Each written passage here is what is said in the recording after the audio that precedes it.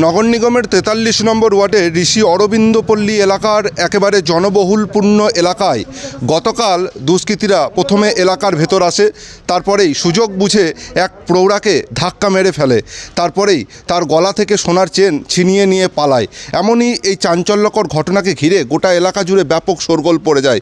খবর দেওয়া হয় দুর্গাপুরের কোকোবেন থানার পুলিশকে। পুলিশ একেবারে চিরুনি তল্লাশি শুরু করে।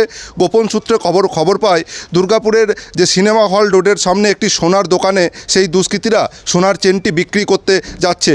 তখনই একেবারে তাদেরকে ঘিরে ফেলে এবং তাদেরকে পাকড়াও করে ফেলে। আমি এখানে কুকুরে খাবার দিচ্ছিলাম, আর সেই সময় ওরা এসে আমাকে এরকম করে আঁকড়ে ধরে এখানে ফেলে দুজন ওইখানে গাড়িতে বসেছিল আর একজন হেঁটে আসছে। গতকাল ওই 3টের সময় নিজে খাওয়ার পর কুকুরকে ওই 74 বছরের ওনার মা বৃদ্ধা খাবার দিতে এসেছিলেন। অতর্কিতভাবে 3টি ছেলে মোটরসাইকেলে এসে একদম ওনাকে ধরে হাতটি ছিনিয়ে নিয়ে গলায় ক্ষতবিক্ষত করেছেন, পায়ে আঘাত করেছেন, ঠেলে ফেলে দিয়ে চলে গেছে। যেমনটা জানা যাচ্ছে সেই দুষ্কৃতীরা দুর্গাপুরের সুভাষপল্লী সংলগ্ন রাহুলপল্লী এলাকার বাসিন্দা। 3 জনকে গ্রেপ্তার করা হয়েছে। আজ ধৃতদের পুলিশি হেফাজত চেয়ে দুর্গাপুর মহকুমা আদালতে পেশ করা হয়েছে এবং ওই প্রৌঢ়ার সোনার চেনটিও উদ্ধার করা হয়েছে।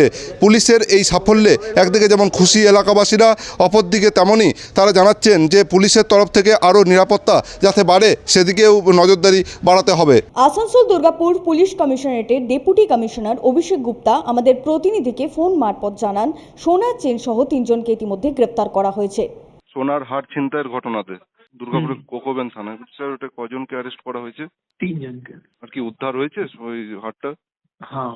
দুর্গাপুর থেকে সনাতন গড়াই, 99 নিউজ বাংলা।